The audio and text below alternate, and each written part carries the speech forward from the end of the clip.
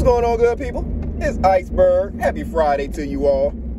That's right, you made it to another weekend. And I know throughout this week, you stayed disciplined and you got all of the tasks completed on your list. Everything that you set out to do on Sunday and Monday, you worked it out throughout the week. You took the action on Monday, Tuesday, Wednesday, Thursday. So now you're to Friday. You got all your stuff done, or you only have a few things to tidy up on it. But you don't have to look forward to a weekend filled with a whole bunch of work. So now you can look at this beautiful weekend here in North Carolina Zone 7B. Our lows are in the mid-60s and our highs are in the mid-70s. So it means it's perfect, beautiful weather to be outside all day long, all in the light daytime hours. And since you completed all of your stuff, that means you get to spend all of these beautiful daytime hours focused on doing something for you. Salute to you. Give yourself a pat on the back.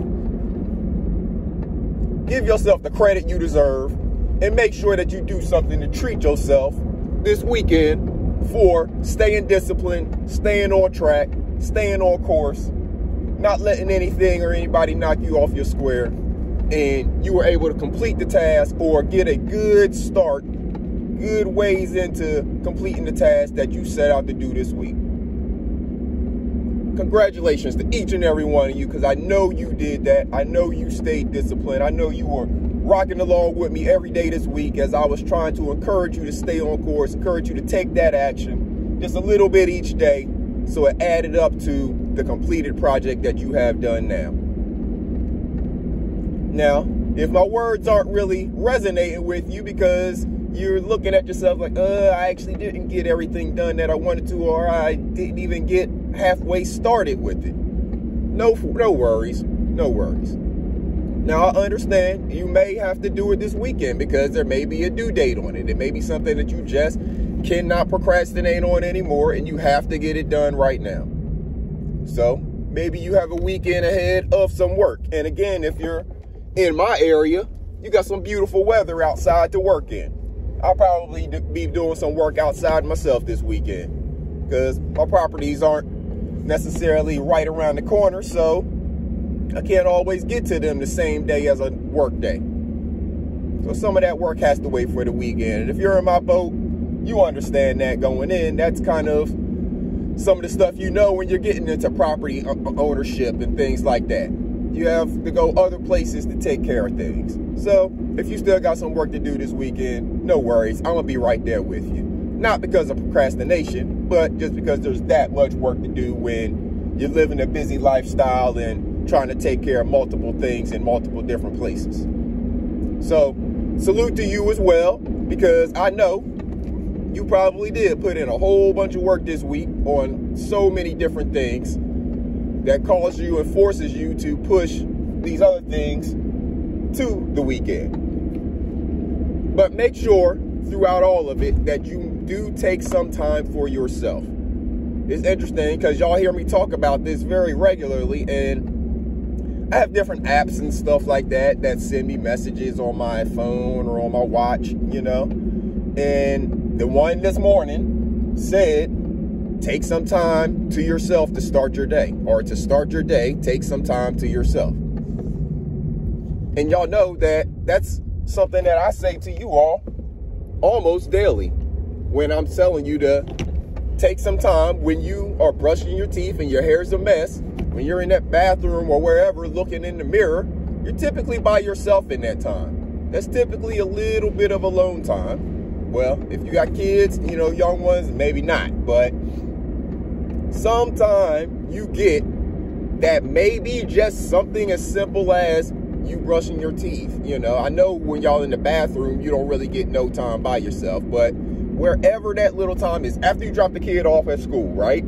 If you don't have another one that's not school age yet in the back seat, you know, go to a parking lot, close your eyes, like, you know, safely, of course, but close your eyes and think about some things for yourself. Take a couple minutes of meditation, whatever it is. We can all, not only can we all, but it is imperative that we all find those little spaces of time that we have in our lives. Because if we don't, we're just going to continue to go, get burnt out, wonder why. It starts making your body deteriorate, starts making you sick, starts making you age faster, all of those different things, because you don't take any time to decompress. So make sure, if you can, every day, take just a few moments. I'm not saying 30 minutes or nothing. I'm saying 5 minutes to yourself. That 5 minutes will make a difference, because you may not realize just how long 5 minutes is, especially if you are in silence. 5 minutes of silence, peace and silence. So if that's 5 minutes before, like when you wake up, if you get up before your kids, take that 5 minutes to yourself. Whether you're in darkness and quiet, whether you're looking in the mirror at yourself and looking at all the beautiful parts of your soul when you stare into your eyes, that hair on your head, it tells a story. Or if you're like me and don't have the hair on your head, that tells a story as well. You know, everything on your face, you know, I don't want to say anything specific because I don't want to offend you, but every wrinkle, every blemish, all of those things, they tell a story. Give yourself the grace and the credit for the story that you have endured, because it's not always easy.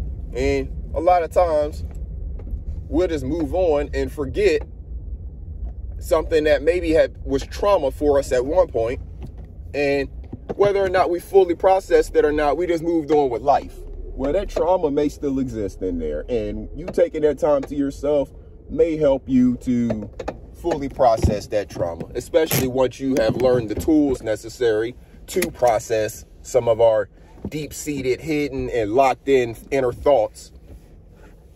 So, yeah, make sure that you are taking some time every day, even if it's only a few minutes, to yourself. Again, that's some peace, some quiet. You don't have all of the distractions of life in the world, blaring in your ear. You're just in a place where you can focus on you, what it is that you want, whether it's what you want to accomplish that morning, that day, whether you're thinking about some more intermediate or longer term goals. This is the time where you can do these self-checks, the self-evaluations. You can ask yourself, engage for yourself. Where are you mentally? Where is your mental health? Do you need a break? Do you need a stress break? Because I don't care if you are, married with children, single parent, don't have kids, any of that. We all need stress breaks. So you have to make sure that you are taking the time for yourself, dedicated it to your mental well-being. It always circles around mental health, because the brain controls so much of what we do, and we keep so much locked in our brain that impacts our ability to move forward in other ways.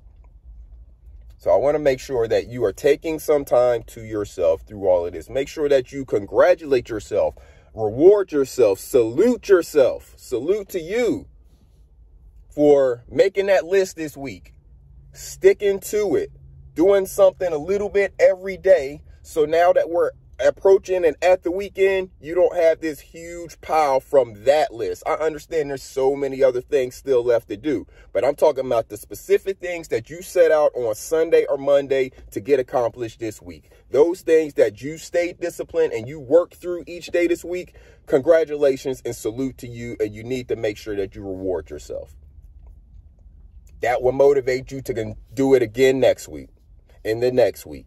And then after you do this for 3 or 4 weeks, it becomes a habit, and it just becomes the norm of your life. Once you get to that 4th week of doing this, setting out your schedule for the week, or setting out your intended goals, objectives, some things you want to get accomplished for the week. Of course, make it a reasonable sized list based on the amount of time that you're going to have available. And if you need to travel to get the things, well, if you don't have any time for travel, then that's maybe not something that should be on your list that week, unless it absolutely has to be, in which case you're going to have to find the time to travel, right? But make sure it's a reasonable list. Make sure it's things that you actually can accomplish. Give yourself goals that are attainable. You know, one of the things that we learn in different leadership classes and just classes of development is when you're setting goals, one of the main things about them is they have to be attainable goals. Don't set unrealistic goals for yourself, because as soon as you fail, it's going to disincentivize you to continue going forward. Set attainable goals, realistic goals, things that you can achieve. Set yourself some little check marks and benchmarks throughout the week, each day. You know, if you make this list on Monday, you know, you may have some things that you want to have accomplished by Tuesday, accomplished by Wednesday, accomplished by Thursday. So going into Friday, maybe you only have to tie up some loose ends, and then you have Saturday and Sunday free to do things that you enjoy. That's the goal. That's the intention. That's all I'm speaking about here, good people. We have the ability to control so many things in our own lives if only we put the time and effort into focusing on our own lives. That's what I'm trying to get across. That's what I'm trying to say. And I believe that the world would be a much better place if we all took a little bit more time to focus on our own lives, our own peace. And when we spend more time focusing on our own peace, that gives us less time to be focused on or involved in somebody else's life. Therefore, if they're focusing on their own peace and stuff like that as well, then everybody gets happier. Everybody becomes more peaceful, and everybody gets that little more less involved in somebody else's life. Because a lot of times it's just causing a conflict. When you're trying to control or run somebody else's life or spending so much more time invested in their life than your own life, a lot of times it's causing conflict in your own life and in their life. People need to be free to make their own decisions. They need to be free to learn from their own experiences. And if that means sometimes they have to fall and then get back up, that's what life is all about. We can't be fearful of doing things. We have to walk in the face of fear. You have to confront that fear and then learn the lesson and experience on the other side of it. So don't be afraid to step out on a limb. Don't be afraid to make some decisions that are going to be maybe a little life-changing, because it may be the best decisions that you make of your entire life. So make sure you're taking care of yourselves and each other, good people. Make sure you get something planted in the ground. We still got a good little bit of longer sunshine days. There's only a little bit of time left in it, but we still have some. Temperatures are still warm enough depending on where you live. You may need to get yourself a greenhouse, or you may need to bring some things inside and put them by a window, but you can still grow something no matter where you are. So make sure that you're doing something to grow something for you and your family. You can reduce your inflation, you can reduce stress, and you can know where your food is coming from. That is one of the things that we have given up on in this country, is knowing where our food comes from. We'll just go anywhere and eat anything, not knowing what it is, where it came from, how healthy it is, or any of that. Well, we got to get back to growing our own food, us and our neighbors, so we know where it came from. It actually is healthier for you and gives you more antibodies when you eat the local food. Like, I don't know if y'all know, but if you get into gardening and you study these things, the flowers, the trees, the different species and stuff that are in the area where you live, that's a specific ecosystem. You may see very similar trees, the same type of species of trees in another location, but they are living in a different ecosystem, and they may or may not survive in your ecosystem.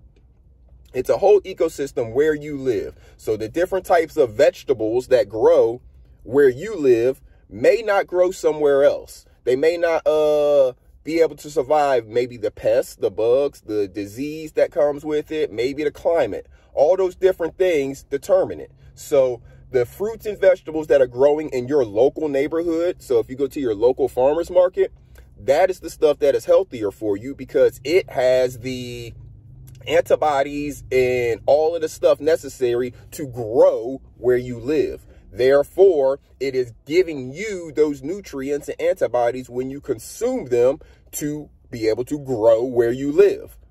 That is something that if we don't understand how the ecosystem works with all of our plants, with all of our animals, the fact that, you know, some people don't like bees, let's say, for example, or butterflies. if bees and butterflies cease to exist, so would the human race. The bees and the butterflies and some birds, you know, are the things that are pollinating all of the flowers for us to be able to actually grow the stuff. Otherwise, we would have to be out there by hand trying to pollinate the stuff. There's no way in the world we could pollinate as many as the bees and the butterflies. So we would cease to exist as the human race. These are things that we have to know about protecting our ecosystem. Bees, birds, bats, all of these things do things to protect our ecosystem. Bats eat mosquitoes. We would be infested with mosquitoes if we didn't have bats around. All of these things, we all live together. We all have to survive and coexist. So understanding that more and more, getting more connected to the earth where you are, that is another way towards peace. It's definitely a way towards health, and it can be a way towards wealth as well. Again, I'm going to get out of here. Make sure you're taking care of yourselves and each other. Teach them babies. Make sure they're getting educated on taking care of their mental health. And until next time, good people, this is Iceberg. Salute to you.